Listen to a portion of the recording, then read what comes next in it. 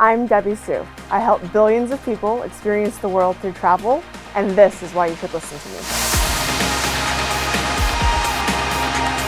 You said once you work in travel, you will never want to leave. Is that true? It's definitely true for me. I started at Kayak maybe 9 years ago, and I found travel to be intoxicating, fast-paced, the environment at Kayak to be really fun and entrepreneurial, and I've never left since. You are holding one of the highest positions in a billion-dollar travel company. What was your obsession with travel? My parents actually ran a brick-and-mortar traditional travel agency when I was growing up, but it's very much in my blood.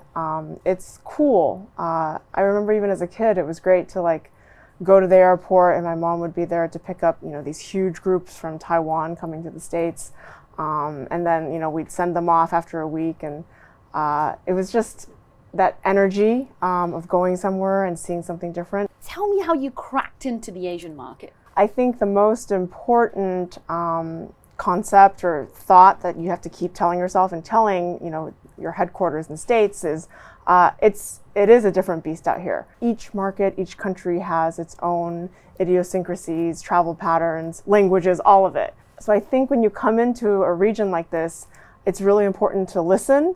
It's really important to be humble.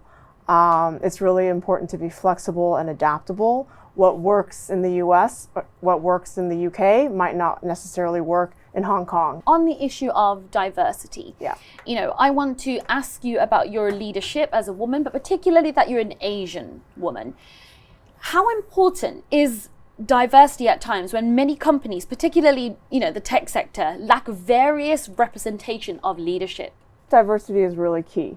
And it's key because our users are diverse. I'm not only a woman, but I'm also an Asian woman. And that definitely plays, right? I have my own set of biases, right? Because of my background and how I grew up and where I came from. So I bring that into the boardroom or the meeting room or wherever I am. And it's going to be different than, some of my counterparts on the executive team. And I think that's, actually very valuable for the company. Very important, because I remember once you said something like, get more women up there. When you walk into a room, in some of the big boardrooms I've been into, sometimes I'm one of two maybe women in a room full of 30 or 40 people. And I think it's human nature. You walk into a room and you quickly scan. Like who in here is like me? Where are my allies, right? And I think everyone does that, not just women. So yeah, I'd love to see more women at the top. I'd love to see more women in boardrooms.